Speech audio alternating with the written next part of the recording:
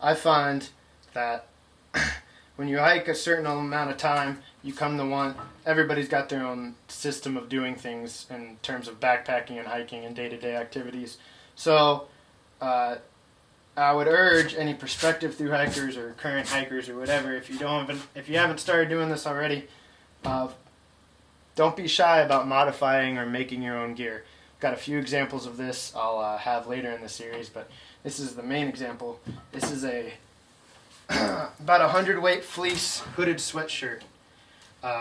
Little Napoleon pocket. It's a quarter zip, so you get that breathability, but not the weight of a full zipper. You've got a kangaroo pocket for access during the day, as well as this. I love the Napoleon pockets on all my jackets and stuff because you can stuff maps, trail guides, water guides in them, your cell phone in them, easy access.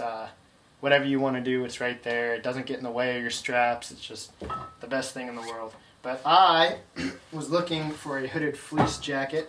I was hiking the AT, and if you didn't already know, fleece is better in wet conditions than puffy insulation. Not just down insulation, but also synthetic.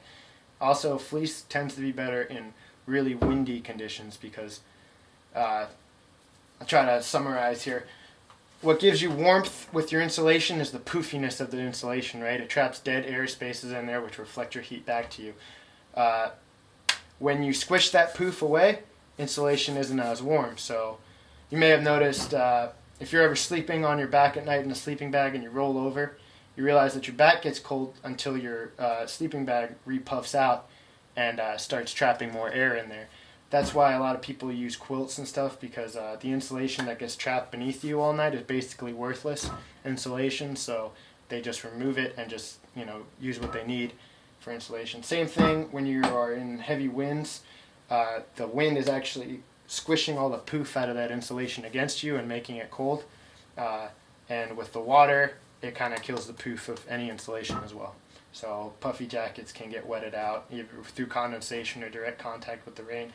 Fleece is hydrophobic, which means it doesn't want to soak up water, and even if it should become saturated, it's really easy. I've hiked all day in really cold, rainy conditions where all you do is, if you got a pair of gloves or a jacket that's becoming wet, you just take it off for a second, wring it out, and put it back on, and it's instantly, like, however many percent, it's instantly a lot warmer than it was. So, long story short, I wanted a hooded fleece jacket for this rainy, wet, cold trip I was going to do.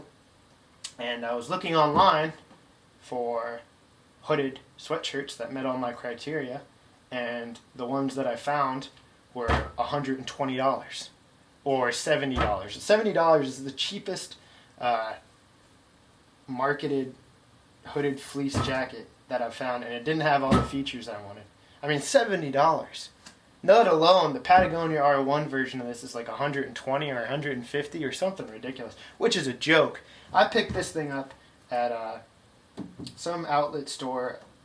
I can't remember. I think it was Sierra Trading Post outlet for $18. I spent $5 at a fabric store getting fleece for it, and basically all I did was take a hoodie, my favorite hoodie, little Carhartt I have, traced the outline of the hood onto a folded piece of fleece, cut it out, and sewed it together there. My mom helped me a little bit.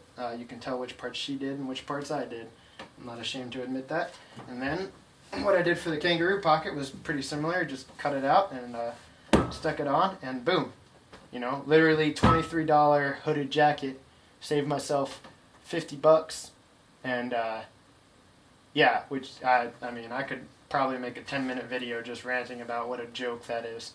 $150. Jeez Louise. But yeah, it's really easy to make your own gear for the most part. Some parts like your pack and stuff require a lot of attention to detail. I don't do that, but a lot of times clothing items and little weird little pockets on your pack or pockets on your pants or hemming up your pants and stuff, it's so easy to do, and it'll save you a ton of money in the long run, so why wouldn't you? Okay, over and out.